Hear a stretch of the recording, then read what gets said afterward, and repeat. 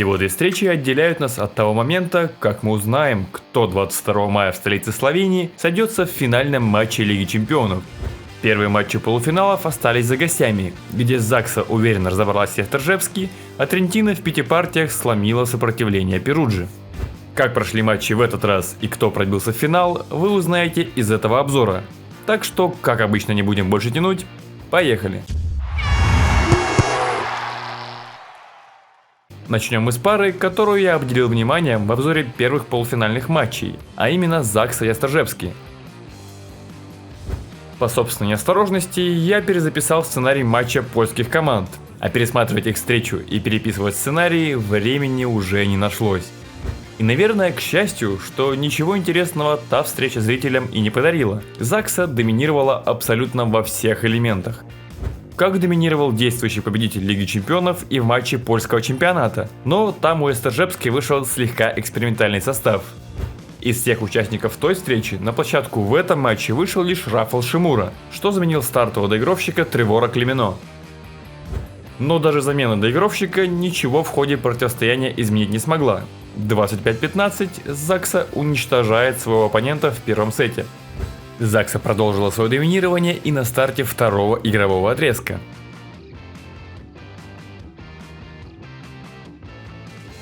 Благо, что гости смогли найти в себе силы и вернуться в, казалось бы, уже проигранную игру. Хозяева могли разбираться с Естержевски, невзирая на их отчаянное сопротивление, но спасала чемпионов Польши только не лучшая игра Александра Сливки в нападении. Зато за себя и за Сашку на передовой отрабатывал Лукаш Качмарек, что просто крушил оборонительные редуты гостей. Да и сам польский доигровщик не планировал отсиживаться в тылу, пока его товарищи добывали путевку в финал,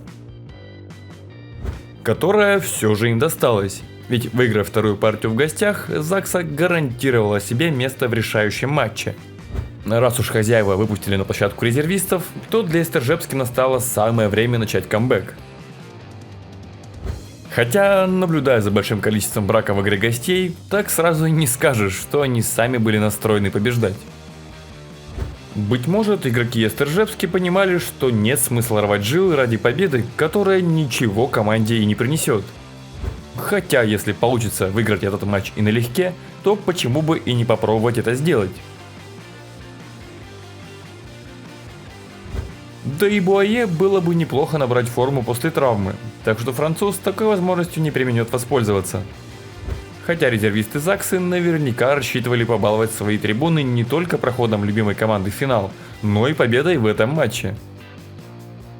Жаль, что в третьем сете они этого сделать не смогли. 24-26 матч продолжился.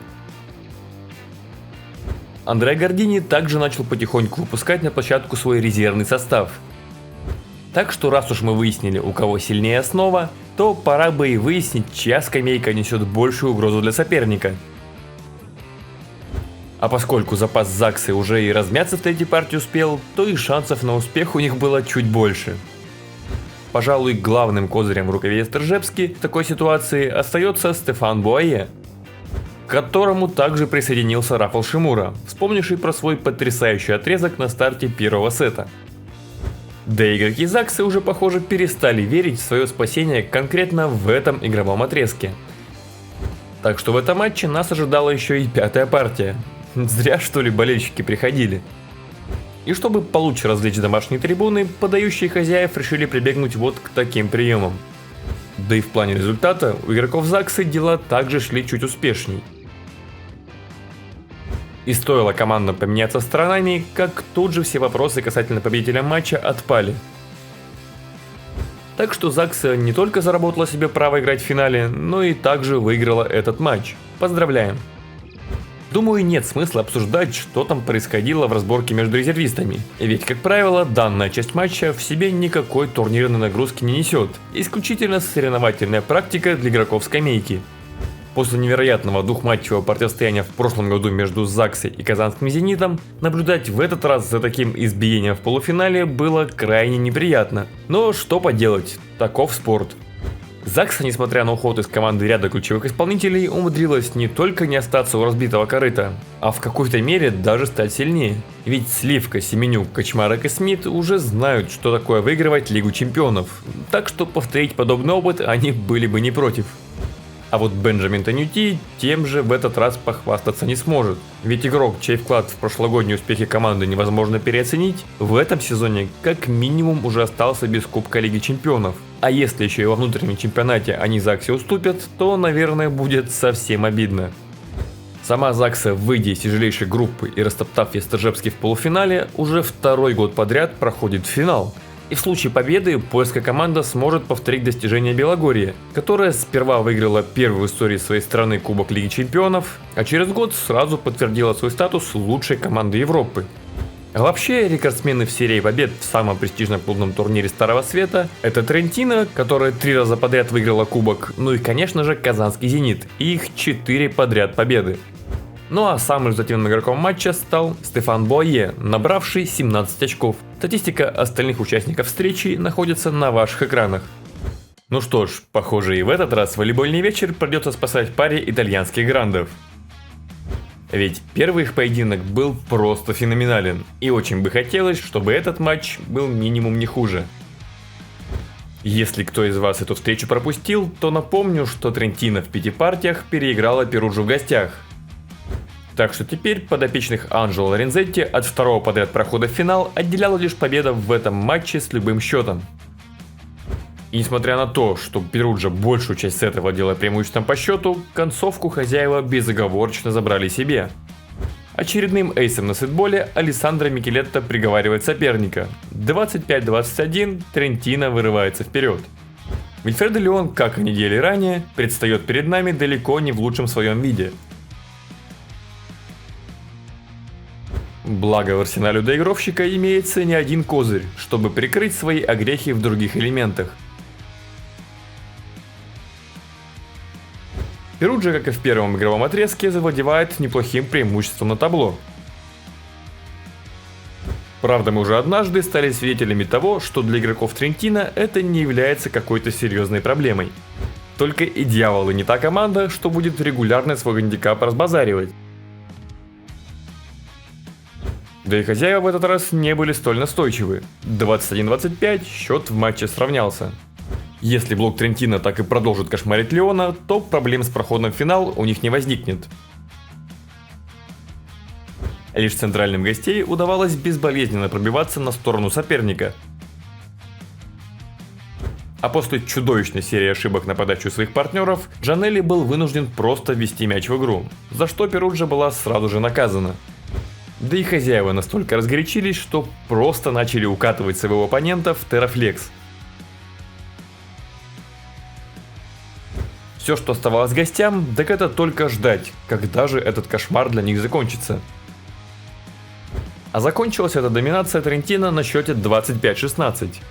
Хозяевам осталась лишь одна партия для итогового успеха. Перудже отступать уже было некуда. Теперь, чтобы иметь шанс на проход в финал, им необходимо было выиграть еще 3 сета. Только игроки в белом настолько были воодушевлены своими успехами, что затягивать эту историю они были не намерены. Но все же серия тяжелейших матчей не прошла бесследно для Матея Козийски, и из-за проблем с коленом болгарский ветеран вынужден был отправиться на скамейку запасных. Так что кто знает, смогут ли теперь хозяева совладать с натиском соперника без опытнейшего капитана. В четвертом игровом отрезке игрокам Трентино этого точно сделать не удалось. Гости одерживают верх в принципиальнейшей партии, и после атаки Андерсона они могли спокойно настраиваться на 5-й сет. Ну что ж, сложно было сказать, станет ли 5-я партия последней, или команды доберутся еще и до золотого сета. Для тех, кто не в курсе, что такое золотой сет, поясню. Если по ходу двухматчевого противостояния команды не смогли выявить победителя, то назначается решающая партия. Трентино выиграла первый матч 2-3. Если Перуджа сделал бы то же самое в этой встрече, то нас бы ждал еще один сет до 15 очков. Ну а если бы хозяева забрали 5-й игровой отрезок себе, то это позволило бы пройти им финал без дополнительных приключений. Но в этой потрясающей рубке все же сильнее оказались игроки Перуджи. Нас ждал золотой сет. Итак, все, что было до этого, уже не имеет значения. Победитель этой партии попадает в финал Лиги Чемпионов. После травмы Матео Козиски вся нагрузка в атаке свалилась на плечи одного лишь Микелетто. В хороший день ему легко бы смог ответить Вильфредо Леон, но только этот вечер явно в число лучших для уроженца Кубы не относился. Так что молодой итальянец беспрепятственно мог приговорить оппонента. И казалось, что никакой интриги в решающем сете и не пахло. Только Перуджа, уставшая от постоянных вылетов в полуфинале, пыталась чудесным образом спасти положение. Счет сравнять удалось тому человеку, который как раз и приходил в эту команду, чтобы выводить ее на новые высоты. Но, к сожалению, неприятную традицию прервать гостям не удалось. После ошибки Камиля Рыхлицки Трентино добывает себе путевку в финал. Фантастика! В прошлом сезоне неудачная концовка для Перуджи была связана с отсутствием должного уровня ротации. Два звездных диагональных сидели на скамейке, а вся нагрузка свалилась на двух доигровщиков, которые играли практически без замен. В этом сезоне и Камиль Рыхлицкий работает стабильно, да и скамейка у Перуджи не самая маленькая. Но Леон все равно не получал времени отдохнуть, что снова сказывается на качестве игры главной звезды Перуджи. Быть может, причиной являются накопившиеся болячки, быть может, Вильфредо просто устал. Но от привычной всем высоты съема в этом матче не осталось и следа.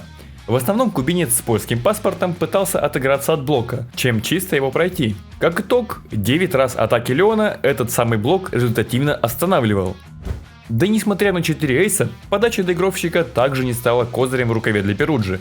Ведь почти половину своих попыток он отправил либо в аут, либо в сетку, а однажды он чуть второго судью своей подачей не прибил. К сожалению для Трентино, без последствий два тяжелейших пятисетовых поединка за неделю не прошли для ветерана Матео Козиски. В начале четвертого сета капитан хозяев получил повреждение, которое не позволило ему продолжить поединок. Надеюсь, что ничего серьезного с болгарином не случилось, иначе это может стать серьезнейшей потерей для команды из Трента на решающем отрезке сезона. Ведь на днях им уже предстоит биться с Пьяченцей в ключевом матче за проход в полуфинал итальянской суперлиги. Благо, молодое звено Трентино смогло взгрузить на себя всю нагрузку в атаке и приеме и помогло своей команде пробиться во второй подряд для нее финал Лиги Чемпионов. Если в прошлом году я еще как-то представлял себе в финале Трентино, то перед началом этого сезона такого варианта даже в голове себе не закладывал. По примеру Бонатоньюти, Симоне Джанелли, сменив клубную прописку, в полуфинале Лиги Чемпионов был выбит своей бывшей командой. Никола Гербич пусть проиграл Низаксе, но для него, наверное, все равно больно наблюдать, как его прошлогодние подопечные вновь будут биться за самые высокие места. Вообще, я слегка разочаровался в связующем Перуджи, ведь он решил пойти по пути меньшего сопротивления и просто отдавать все передачи в концовках на главную звезду, как это было в прошлом сезоне с Немиром. Только почему-то Джанелли так и не придумал план, что делать, если у звезды игра не идет. Ведь в первом матче все летело у Рыхлицки, но в пятом сете он не получил ни одной передачи. А в этой встрече в огне был Андерсон, но за золотой сет он получил одну или две передачи. Странновато. Я не уверен, что золотой сет вошел в протокол, но опираться все равно буду на официальную статистику, согласно которой самым результативным игроком матча стал Алессандро Микелетто, набравший 25 очков. Статистика остальных игроков по традиции находится на ваших экранах. Ну что ж, 22 мая нас ждет еще один раунд противостояния в финале между Трентино и Заксой. Только в этот раз сойдутся они в Любляне. Так что если вы хотите увидеть обзор на эту игру, то обязательно проявите вашу активность под этим видео в виде лайков. Ну и обязательно подпишитесь на канал. А с вами, как обычно, был Николай Иванов. Любите то, что вы делаете, и все у вас обязательно получится. Скоро увидимся. Пока.